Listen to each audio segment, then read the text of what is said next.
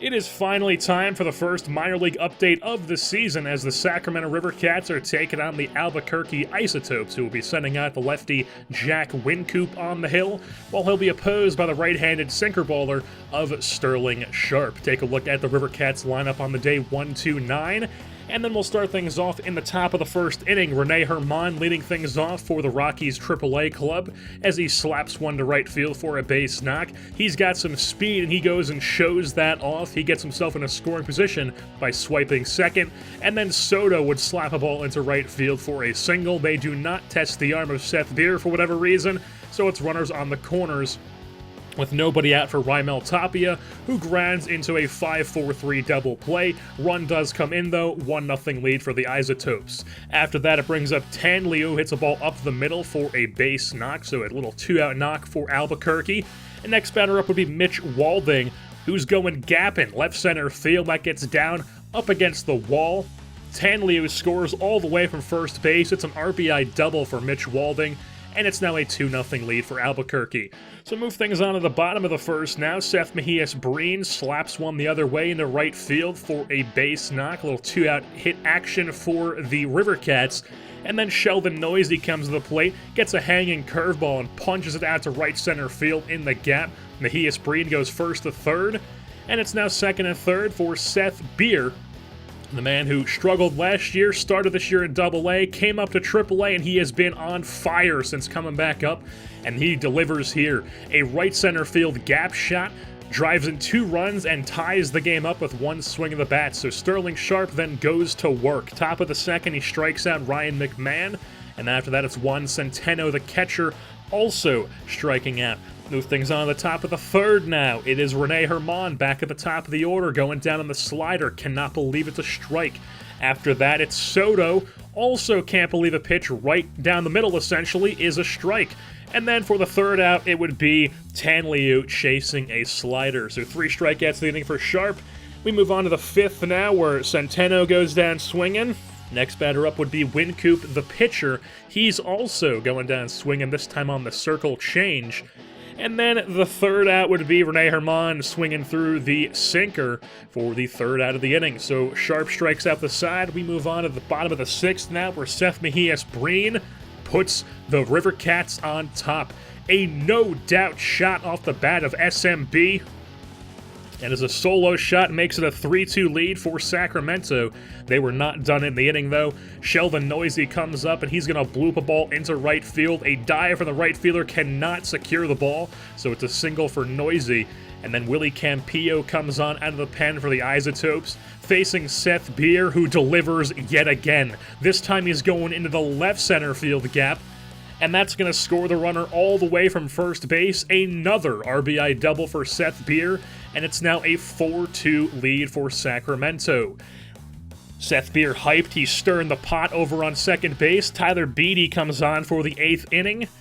First batter up would be Centeno, the catcher, whiffs through the 97-mile-an-hour inside cheese. After that, it would be Metzler, who came on in a double switch earlier. He whiffs through the changeup, I should say. And then after that, it would be Germán looking on the 97-mile-an-hour fastball inside. Tyler Rogers, the submariner, came on for the save, and he would get just that. Gets a ground ball over to first base off the bat of Walding. Or over to second base, I should say. And Rivas fires from the outfield grass to end the game, as the Sacramento River Cats come out on top over the Albuquerque Isotopes. The Giants AAA Farm Club comes on top over the Colorado Rockies AAA Farm Team. Sterling Sharp gets player of the game honors on the day. He threw 6 innings strong, only gave up 5 hits, struck out 10. Only runs he gave up on the day were in that top of the first inning, and he walked no batters. While Seth Beer was 3 for 4 with 2 doubles, drove in 3 runs. Seth Mejias-Breen, 3-hit day for him. Sheldon Noisy, a 2-hit day. And the River Cats, of course, win the game. Now let's take a closer look at some of the players on our AAA roster, starting things off with the hero of the day in Seth Beer. He has kind of forced his way back into being looked at as a legit first base option in our organization. He started the year in double-A because he was absolute garbage for us. I wouldn't say garbage, but he was not good for us in the major leagues last year, got sent down, and then was garbage in the minor leagues. So I didn't really have too high of hopes for him heading into this season, so he started in double-A, raked, Braxton Davidson in AAA was struggled, so we swapped places with those guys, and Seth Beer has just been tearing it up this season. He has an 849 OPS and 9 home runs through 186 ABs in AAA, so very good to see that Seth Beer has kind of rejuvenated his status as a prospect in our organization. While Seth Mejias Breen, another first baseman who I think on paper should probably be our first baseman next season. He has another 800 plus OPS this year for us in AAA. He put up an 800 plus OPS in the big leagues last year through 124 ABs when he came up and played against lefties. He has ridiculously good plate discipline. He's an exceptional fielder. He's got a quite good bat as well, especially against lefties. It's no slouch versus righties. He just has less pop. So Seth Mejias Breen is definitely a guy who I would look at to maybe be the starting first baseman both sides next year, or at least against lefties while maybe Fuentes plays against righties. Obviously, things can happen. We have an entire offseason to do. Our team is very good this year, so we have playoffs to get through and everything like that. So there's still a few things to get through, but Seth Mejias Breen, on paper, is the guy who should get a legitimate shot in the big leagues next season. Tito Polo is another guy who put together a great year in AAA. We got him in the Season 1 trade deadline from the Mariners in return for relief pitcher Nick Vincent. He's been a see-potential outfielder the entire time, and I acquired him with hopes that he could maybe be a fourth outfielder for us in the future, and that was what he's looking like he could be. He had an 800 OPS this year, 809 to be exact, 15 steals. He's a guy who can play all 3 outfield spots. He's got pretty good contact, pretty good plate skills. He's very solid defensively. He's got pretty good speed. So Tito Polo, definitely a guy to keep your eye on. And so is Mark Strange, who also had a pretty good year in AAA, and he's also a 4th or 5th outfielder option. He had a 792 OPS, 12 home runs, 19 steals. He is a switch hitter, unlike Polo, but he is much better against righties than he is lefties, but he did have a pretty good year against lefties this year, so he got a pretty decent ratings boost against left-handed pitching. Strange is a pretty good defender. He just has a noodle arm. I've been saying that every time we talk about him. He's also very fast, so he will swipe a lot of bags no matter what level he is at. Shane Peterson, who of course was exceptional for us last year, playing against right-handers at first base in the big leagues. He only got 92 ABs in AAA this year because he struggled in the big leagues, got sent down, and then pretty much immediately got hurt in AAA, so he was on the 60-day IL. He missed a good chunk of time, and only threw 92 ABs. He does have a 804 OPS. So he did hit pretty well in AAA, but very small sample size, and he will be 35 next season.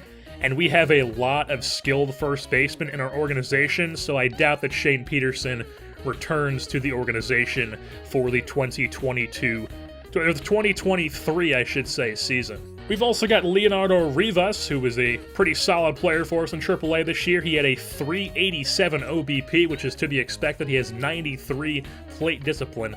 That is why I've been eyeing him for multiple seasons now, and I finally acquired him at the deadline last year. So Rivas, he's been quite solid defensively as well. He can play all over the infield. He's a switch hitter. If he just works on his contact a bit more, then he would be a legitimate option to play anywhere in the infield at the big league level. Probably more so as a backup infielder, but definitely a guy who should get looks in the major leagues if he can work on that contact. We've also got Avital Avelino, who had a decent year in AAA. He's been in the organization since the start of this franchise, and he just hasn't ever gotten a shot. He has decent ratings, and he's out of options, so he will probably be re-signed over the offseason. It's just that he will need to clear waivers, assuming that he doesn't make the team out of camp, which he did this year, too. He had to clear waivers this year, and he did that. He also cleared waivers again, I think, when he got called up and they got sent down after being in the big leagues for like a couple days. So it shouldn't be too hard for him to clear waivers, but it is something that he has to do. There's also Sherwood Mooney, the other Mooney in the organization, no relation to Peter Mooney. He only had a 707 OPS this year. He was hurt a ton as well. He had 2 separate stints on the 60-day IL. He is currently out with a fractured hand. I still don't want to give up on him because his ratings are so good, and durability is something that can be improved. I have that being trained, so I think it went up like 4 or 5 points this season. And hopefully we can get that into like the 60s, and then I would be confident that he's not going to be getting hurt left and right. Chase Numata is a guy who did not have a great year stats-wise, but he has become a pretty solid defensive catcher ratings-wise, so he might end up being the backup catcher next season all year long, while this year we had Wieters as a veteran to back up Bart, while Numata took over when Wieters got hurt.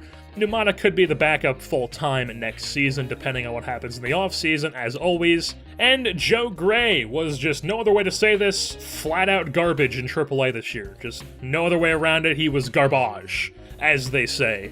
He spent some time in AA, he played much better down there, and it's just not encouraging to see that he can't hit in AAA. He can't hit above AA.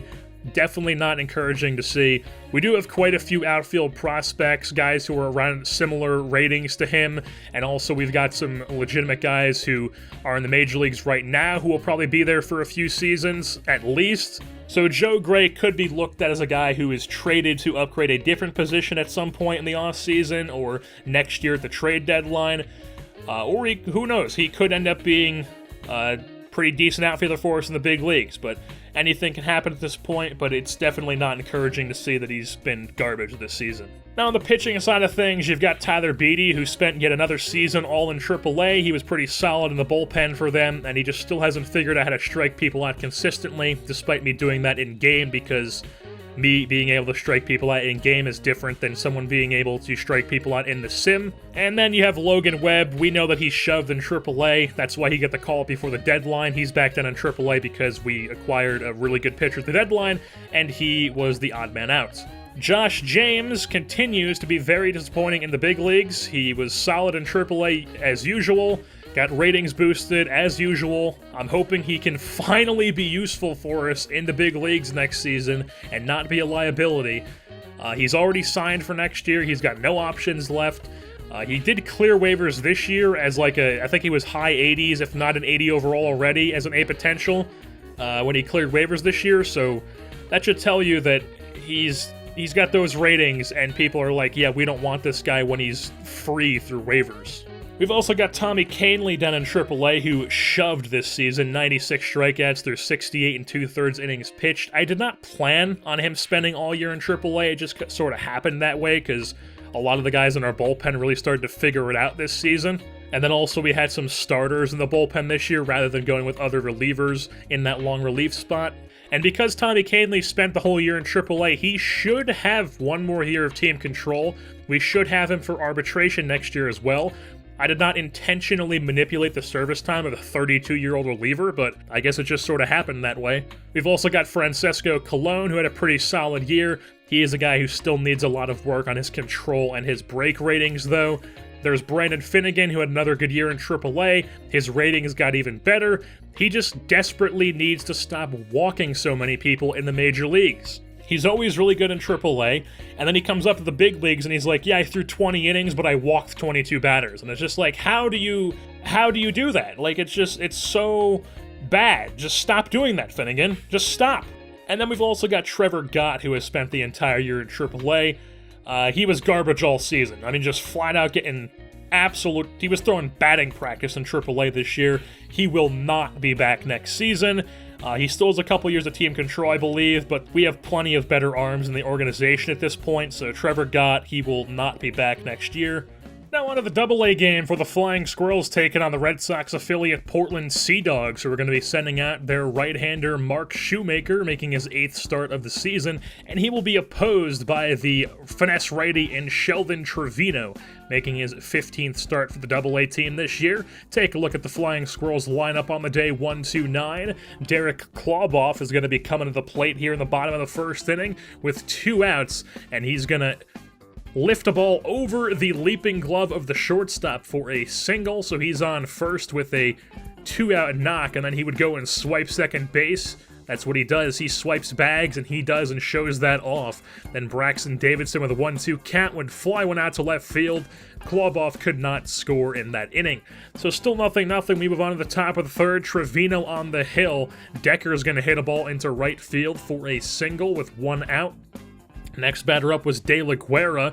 He is going to hit one over the outstretched glove of Delgado at third. So first and second for Portland, brings up Camacho, and he's also going to poke one through the infield. So it's bases juiced for the Portland Sea Dogs. A 1 out. It is Dosh at the plate. He's going to chop one off the end of his bat. Trevino goes home with it. Hacker goes to first. They could not turn 2, but then they would just get out of the inning on the next batter, as Castro would then ground out to the shortstop Ruff. He goes the short way, and it's still scoreless. Bottom half of the third, the speedy Orlando Floyd comes to the plate, and he draws himself a walk.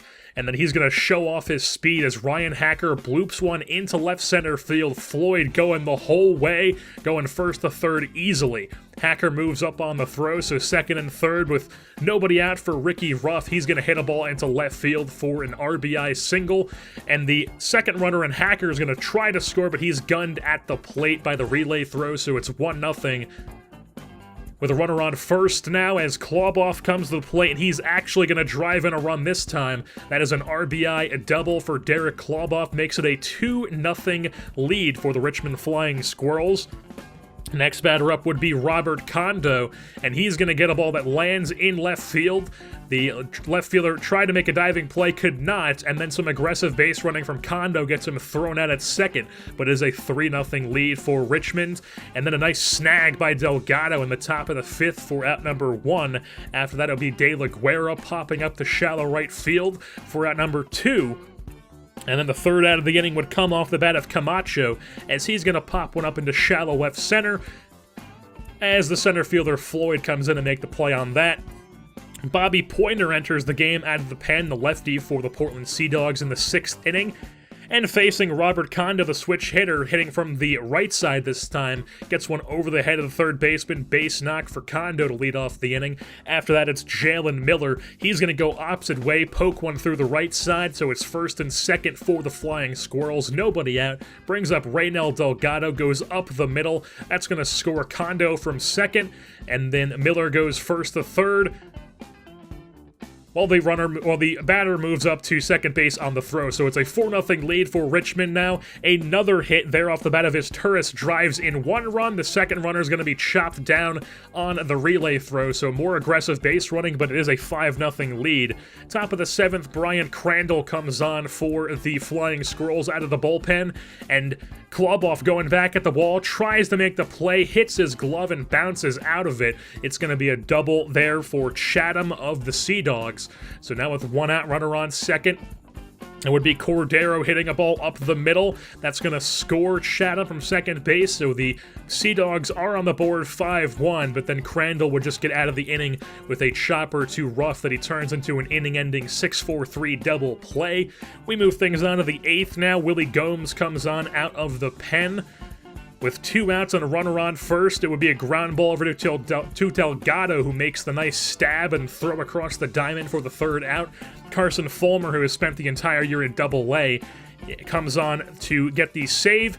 And the first batter would be the former Giants farmhand of Victor Roach, who pulverizes a pitch. A no-doubt home run for Roach makes it a 5-2 ball game for the Flying Squirrels, now in a 3-run lead. But Fulmer would calm down and get Cordero to pop out for the final out of the game, as the Flying Squirrels do win this one 5-2 over the Sea Dogs here at home. Sheldon Trevino gets player of the game honors. He went 6 innings strong, only gave up 4 hits, struck out 5, no earned runs, no walks on the day. Derek Kloboff had a 3-hit day. Robert Kondo was 4 for 4. Ricky Ruff had a single that drove in a run, and Ryan Hacker, the leadoff catcher, was 2 for 4. Now let's take a closer look at the Double-A roster. There's Ricky Ruff, who is finally starting to put things together as a prospect in the Giants organization. He showed up this offseason, he cut his hair, showed up ready to rake this year, and he did just that. A 911 OPS in Double-A, 17 home runs, 16 steals. Very good year for Ricky Ruff, the infielder. And Derek Kloboff, last season's first-round pick, also had a solid first year in Pro Ball. He will be getting a prospect profile next season. While Braxton Davidson had a great year last season, power-wise in Double-A, so I wanted to start him off in Triple-A this year, see what he could do. He struggled mightily. So he got sent down to Double-A, Seth Beer got called up to Triple-A, and they have both succeeded with that role, as Beer is hitting in AAA and Davidson is hitting in AA. We have just so much talent at the first base position in this organization. It is insane. Not all these guys are going to be able to play, obviously. We've also got Ryan Hacker in AA, who was our 4th-round pick in the 2021 draft. He had a solid year. He was the leadoff guy all year long. As a prospect, he has great plate skills. He's got a strong arm behind the plate. He's got decent blocking. His fielding needs work, and I'm hoping that after a few seasons of developing the minors, he will be able to take over as the backup catcher in the big leagues to back up Joey Bart, and we'll have 2 pretty solid catchers on our Major League roster. Now, the rest of these guys aren't players who had the greatest statistics this year in AA, but they are players who are interesting prospects.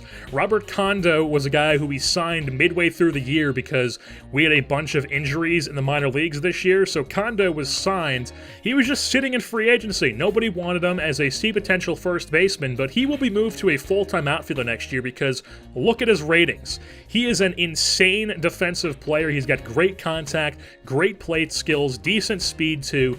Definitely a player to keep your eye on. There's also Orlando Floyd, who, speaking of speed, he is fast. 93 speed, 78 steal, 87 base run aggression. He can drag bunt. He's got decent reaction. If he can develop his contact and his vision a bit, he could be a pretty interesting player for us down the line. We've also got Stephen McNair with a PH, who was also signed mid-season like Kondo, and he's not the greatest of prospects, but he just has the same name as the former NFL QB, so that is why he is interesting. And now, as we move on to the pitching side of things, I am a total dumbass who forgot to record the stats for my AA pitchers somehow. I honestly have no idea how that happened. I could have sworn that I did, but I guess I just blanked and forgot to do that. I can't go back and record them now, unfortunately, because I'm past that point in my save, and once you end a season in the minor leagues, there's no way to look at people's stats from season to season. I did get some of the league leaders recorded, though, so we do have 2 pitchers to show off. There was Sean Vaccaro. He's got an uncle that works in waste management, and he is 4th in ERA in the Eastern League. We've also got Bart Britton, who was our 2nd-round pick in the 2021 draft, who had the least amount of walks allowed in the Eastern League, and he also had the 4th lowest whip. So with that being said, that is going to wrap things up here for this edition of the San Francisco Giants franchise, the Minor League Update edition, the only Minor League update of the 2022 season. I've been your host, Jerseyborn, and I am saying, I recorded this during a thunderstorm, so I'm basically Thor.